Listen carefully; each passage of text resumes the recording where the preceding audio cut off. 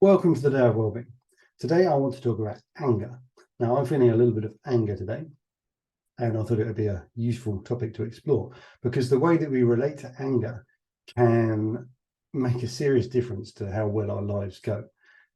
If we're not skillful with our anger, we can make things very difficult for ourselves and for people around us. Whereas if we're more skillful with it, then things can be as smooth as they can be, and we can even possibly turn it to our advantage. So from a Chinese medicine perspective, Tai Chi and Qigong and all that kind of stuff, anger is considered to arise from the liver. So for example, you've got this kind of stereotype of people who drink a lot who are quite angry because their livers are messed up, right? So that's a kind of biological root of it, if you like. But of course, it's in the mind, it's in your feelings, so that's just one angle on it.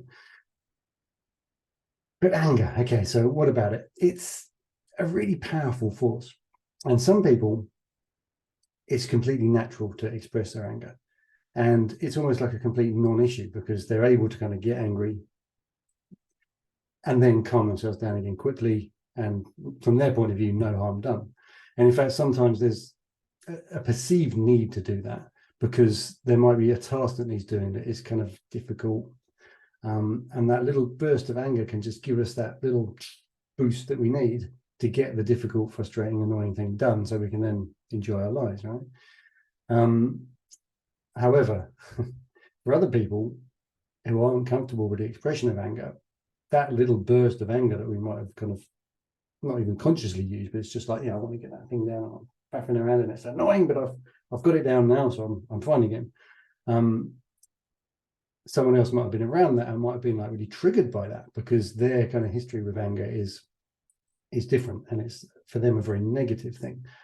So it's interesting. People have very different relationships to anger, and whether it's good, bad, indifferent, useful, destructive, but it's an important one to look at because in its negative aspect, it can be very, very destructive. I mean, the obvious thing is like I get so angry that I'm violent towards someone,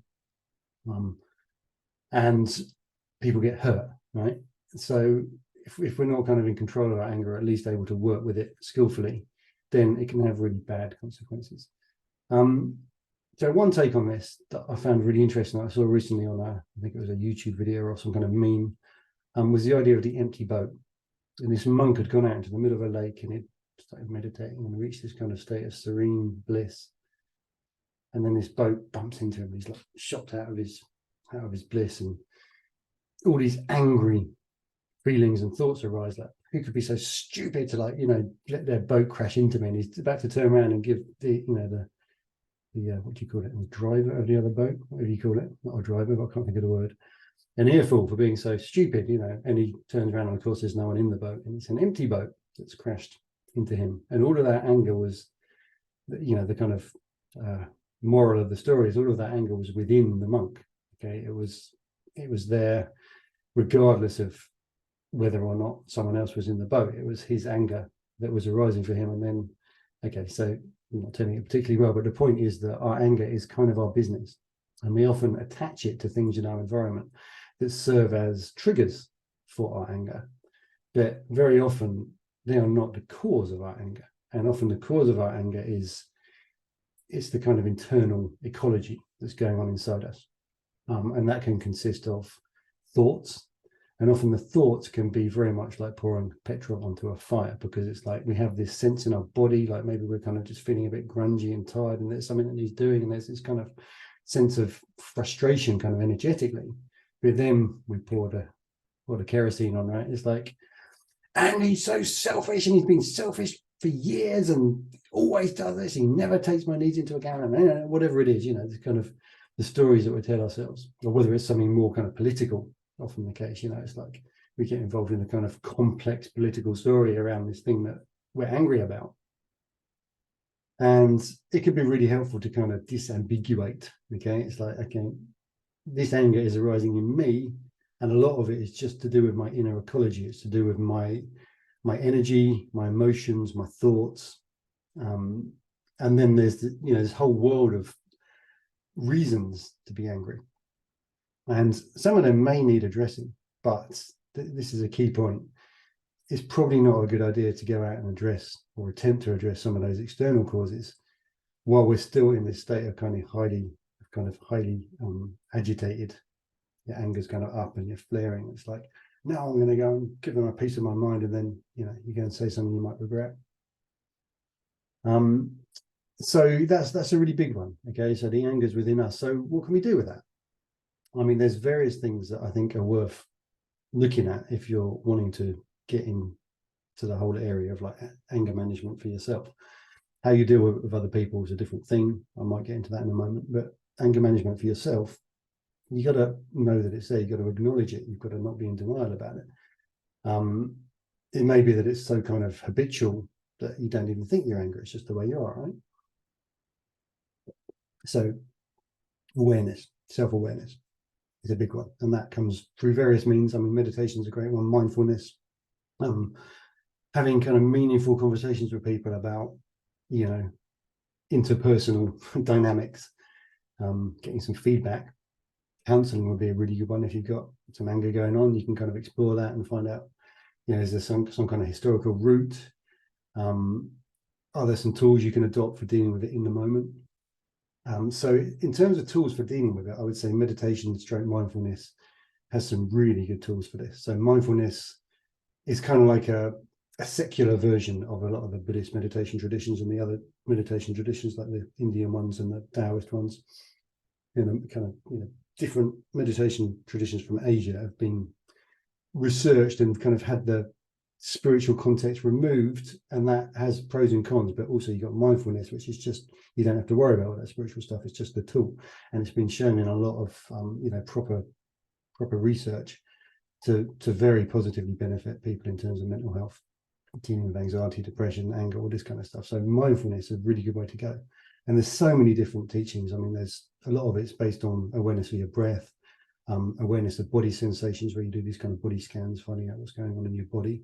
And you might well find, if you do that in your body, okay, you might be kind of lost in this torrent of thoughts, angry thoughts, but actually in your body, what's going on? You put your awareness in your body. It's like, oh, I've got this kind of sensation of like heat or tension or fieriness going on. And it's like, okay, that's as much part of the experience as what I'm telling myself is going on externally. It's this kind of internal experience.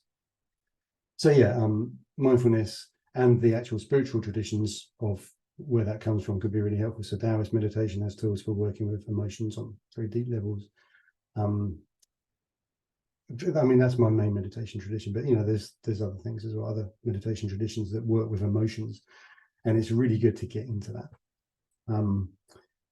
So there's that. And then there's this idea about someone else's response to my anger is their problem, not mine, which has been a position I've taken. It's like, I'm angry. It wasn't directed at you. You're freaking out at me about being angry.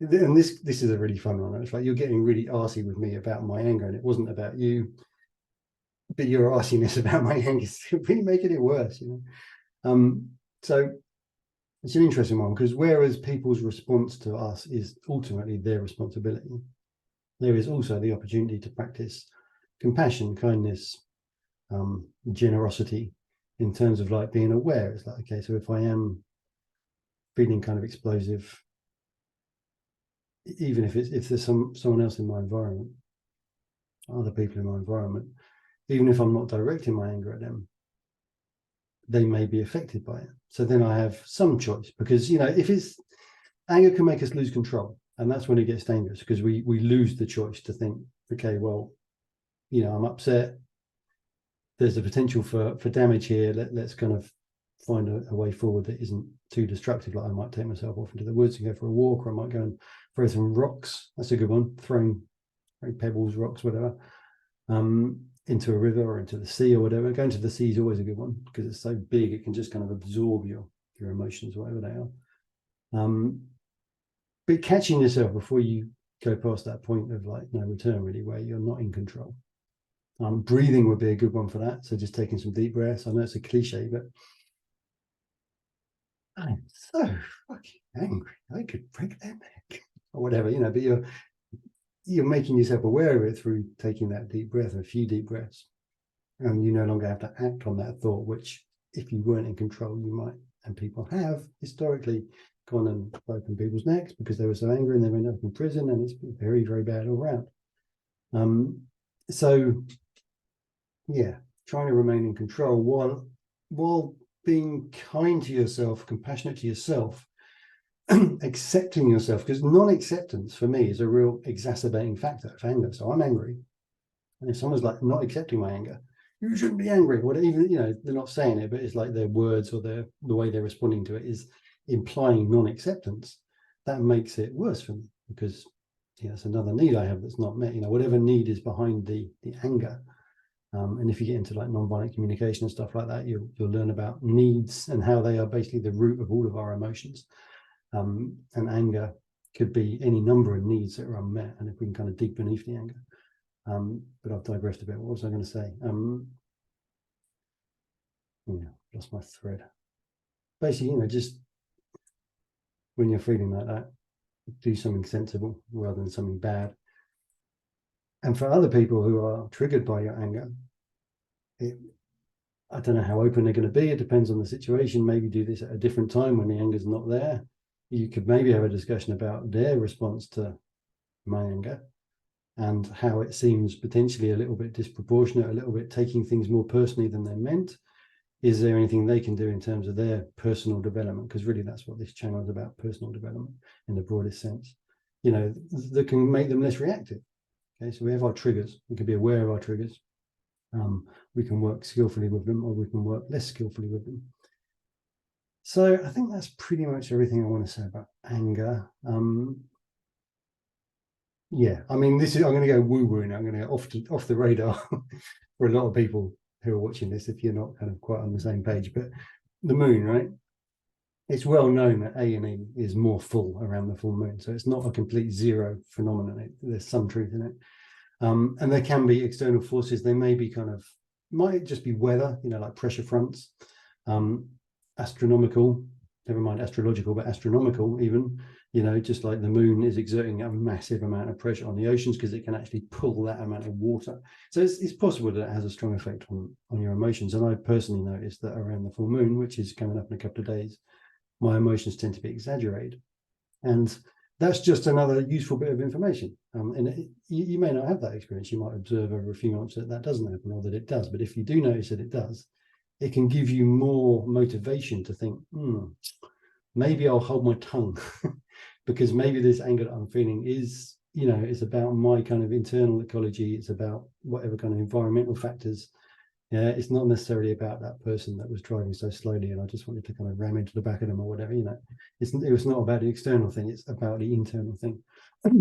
And again, you know, the moral of the story is if we can work skillfully with our anger internally using whatever tools, meditation is a great one, but other tools as well, just, you know, catching our breath, slowing down our breath, being aware of what's going on in our body, going somewhere, taking ourselves out of the situation, all these different things we can do.